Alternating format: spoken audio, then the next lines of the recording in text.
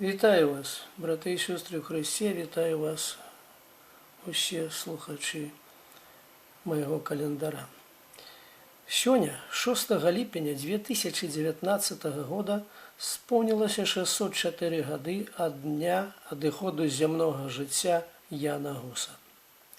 Чэшскі мысляр, пісьменнік, заснавальнік і ідэолог ранняй чэшскай рэфармацыі, нацыянальны герой чэшскага народа Ян Гус нарадзіўся ў 1371 годзе ў мястэчку Гусінец у Чэхіі. Скончыў Пражскі універсітэт, з 1401 года дэкан у ім, з 1409 года рэктар. З 1402 года пачаў прапаведаваць у Віфлеемскай капліцы ў Празе. Рэфарматарскія погляды Гуса сфармаваліся пад уплывам вучэння Джона Уікліфа і выкладзены ім у казаннях і шматлікіх працах, галоўнае з іх трактат аб царкве. Адмаўляючы царкоўныя аўтарытэты, Гус прызнаваў выключнай крыніцай веры святое пісьмо, Біблію. Царкву лічыў містычным целам, галава якога Христос, а члены – людзі, абраныя Богам. Выкрываў злоўжыванні і маральны заняпад каталіцкага духавенства. Патрабаваў секулярызацыі царкоўных зямель. Ідэалам для Гуса была раннехрысціянская царква. Асноўным прынцыпам гуманізму і зброі грамадскага пераўтварэння лічыў пазнаваемы розумам закон Божы, якім павінен кіравацца кожны чалавек.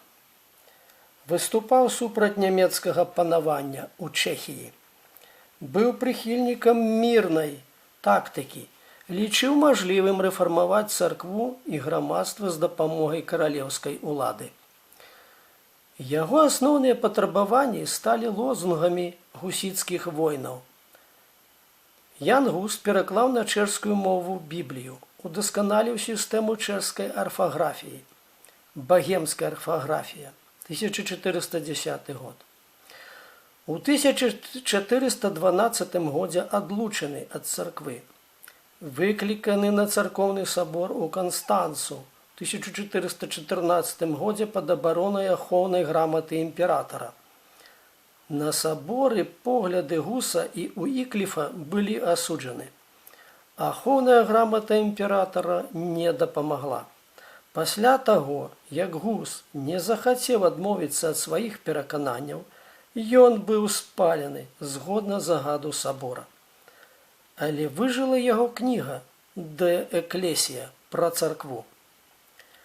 Ганіцелі могуць знішчыць цела чалавека, але яны не ў стане знішчыць ягоны дух, выкараніць яго ідэі. А таму ідэі Яна Гуса распаўсюджваліся сярод яго паслядоўнікаў. Радыкальныя наступнікі Гуса, што зваліся табарытамі, адмовіліся ад усіх асаблівасцяў веры і абрадаў рымскай царквы, якія адсутнічалі ў Бібліі. Некаторыя з табарытаў прыкладна ў 1450 годзе сфармавалі супольнасць пад назовам «Аб'яднанае братства», якое стала звацца чэшскім ці багемскім братствам, а ягоныя чальцы – чэшскімі ці багемскімі братамі. Менавіта ад гэтай групоўкі, ад гэтай супольнасці адгалінавалася мараўская царква, якая існуе і дасюль. Хоць царкоўныя ўлады і пазбавілі Яна Гуса жыцця, яны не маглі прадухіліць ягоны ўплыў на людзей. Мараўская царква пазней стала адной з самых актыўных дабравесніцкіх цэркваў гісторыі хрысціянства. Ян Амос Каменскі, прагрэсіўны евангельскі асветнік, быў членам братства. Ён напісаў сваё сачыненне па праблемах адукацыі «Вялікая дыдактыка». Можна сказаць, што Гус ускосным чынам паўплываў і на Уэслі, паколькі менавіта мараўскія браты дапамаглі прывесці Уэслі да азарэння ў Лондане. Вучэнне і прыклад Гуса натхнілі Лютара, калі той у свой час сутыкнуўся з падобнымі праблемамі ў Германіі. Мела ўплыў вучэння Гуса і на Францыска Скарыну, на Беларусь.